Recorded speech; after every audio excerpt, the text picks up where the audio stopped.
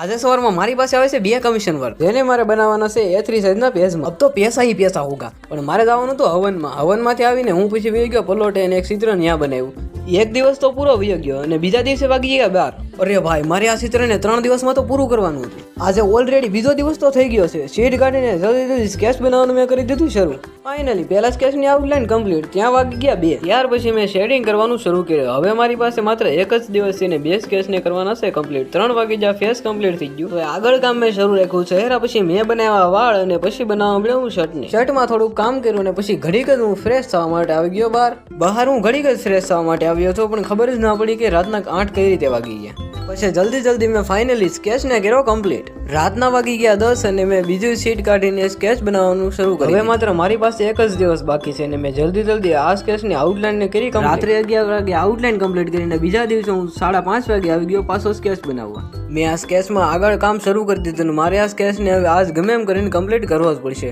પણ મેં આટલો સ્કેચ કમ્પ્લીટ કર્યો ત્યાં મને આવવા મળી ઊંઘ, એટલે હું 10 વાગે તો આવી ગયો સુવા. ચોથા દિવસે સવારમાં 9 વાગે આવી ગયો હું સ્ટુડિયોમાં. સ્કેચને આગળ બનાવવાનું મેં કરી દીધું શરૂ. સ્કેચમાં હવે ખાલી શર્ટ જ બનાવવાનું હતું, એટલે મેં શર્ટને બનાવીને સ્કેચ કર્યો કમ્પ્લીટ. ને ત્યાં વાગી ગયા 10. બાકી આ 2 સ્કેચ તો થઈ ગયા કમ્પ્લીટ. તમારે સ્કેચ બનાવો હોય તો મારી આઈડી પર તમે મને મેસેજ કરો.